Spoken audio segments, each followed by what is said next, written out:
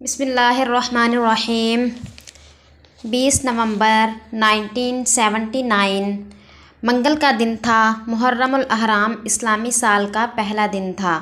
دنیا بھر میں مسلمانوں کے لیے مقدس ترین مقام حرم کعبہ میں امام کعبہ الشیخ عبداللہ بن سبیل نے نماز فجر سے سلام پھیرا تو چند آدمیوں نے امام صاحب کو گھیرے میں لے لیا اور کچھ لوگ لاؤڈ اسپیکر پر قابض ہو گئے۔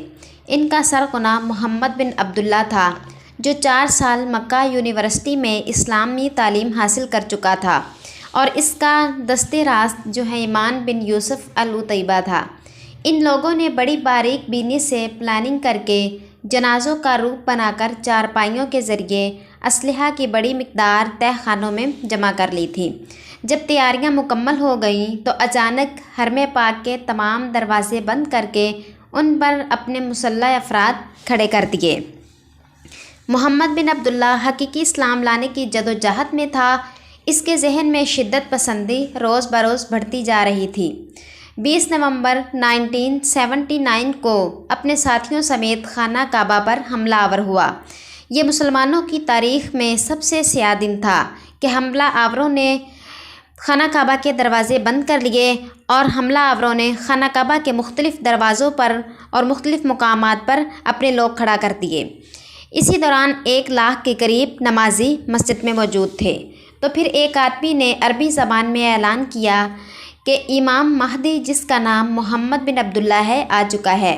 پھر نام نہاد مہدی نے بھی اعلان کیا کہ میں نئی صدی کا امام مہدی ہوں، گویا لوگ میرے ہاتھ پر بیعت کریں۔ اس گمراہ ٹولے نے مقام ابراہیم کے پاس جا کر گولیوں کے سائے میں لوگوں کو دھمکاتے ہوئے بیعت لینا شروع کر دی۔ انہوں نے اسلحے کے زور سے خانہ کعبہ میں آنے سے لوگوں کو روک دیا اور خانہ کعبہ کو ہر طرف سے بند کر دیا۔ سعودی حکومت نے اس مسلح لوگوں کے خلاف فوج بھیجی، لیکن وہ خانہ کعبہ کی تقدیس اور کم تربیت کی وجہ سے متاثر کن کارروائی کرنے سے ناکام رہی۔ اس کے بعد سعودی حکومت نے مواصلاتی نظام کو بند کرنا چاہا تاکہ یہ خبر مکہ ہی میں محدود رہے، لیکن سعودی حکومت اس میں بھی ناکام رہے اور یہ خبر دنیا میں آگ کی طرح پھیل گئی اور پورے عالم اسلام کو غم اور تشویش میں مبتلا کر دیا۔ پورے عالم اسلام کی طرف سے مطالبہ سامنے آیا کہ خانہ کعبہ کو دہشت گردوں کی حکومت سے آزاد کرایا جائے، لیکن سعودی حکومت ایک عجیب کشمکش میں مبتلا تھی۔ مسجد حرام کے تقدس کی وجہ سے اس میں خون خرابہ، قتل و غارت اور بم باری و اسلحہ چلانا ناممکن تھا۔ اس وقت سعودی حکومت کا فرانس کی فوج سے دفاعی معاہدہ چل رہا تھا۔ فرانسیسی فوج نے سعودی حکومت کو تربیت دی، لیکن فرانسیسی چونکہ غیر مسلم تھے، اس وجہ سے وہ حرم پاک میں داخل نہیں ہو سکتے تھے۔ سعودی حکومت کی پریشانی بڑھتی چلی جا رہی تھی۔ سعودی حکومت نے 30 علماء کی کونسل سے مشورہ کرنا شروع کر دیا۔ یہ وہ عالم تھا کہ تمام امت مسلمہ اس انتظار میں لگی تھی کہ کب حرم پاک کو دہشت گردوں سے چھڑوایا جائے اور حج عمرہ کے ارکان کے ساتھ ساتھ اہم رکن خانہ کعبہ شریف کا طواف شروع ہو۔ یہ بات تمام اسلامی ممالک میں پھیل گئی۔ اس نازک موقع پر اسلام کے نام پر قائم ہونے والے ملک اسلامی جمہوریہ پاکستان کی طرف سعودی حکومت کی نظریں گئیں۔ اس وقت پاکستان کے سربراہ جنرل ضیاء الحق سے فوجی مدد کی درخواست کی گئی۔ پاکستانی فوج کے لیے یہ اعزاز کی بات تھی۔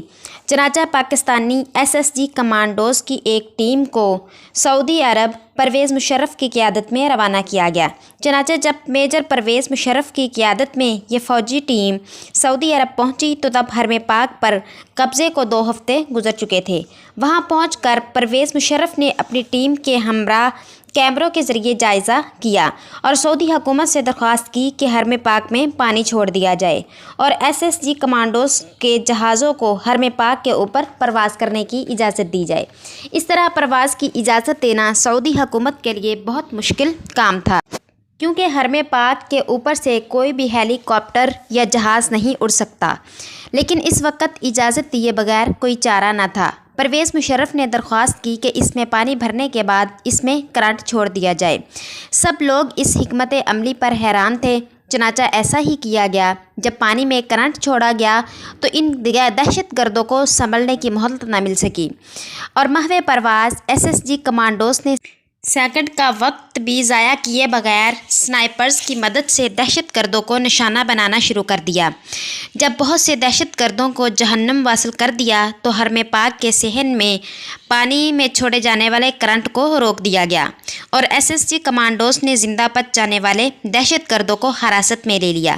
دہشت گردوں کا سرغنہ جہیمان العتیبی مارا گیا اور اس کے باقی زندہ بچ جانے والے ساتھیوں کو 1980 میں سزائے موت دی گئی۔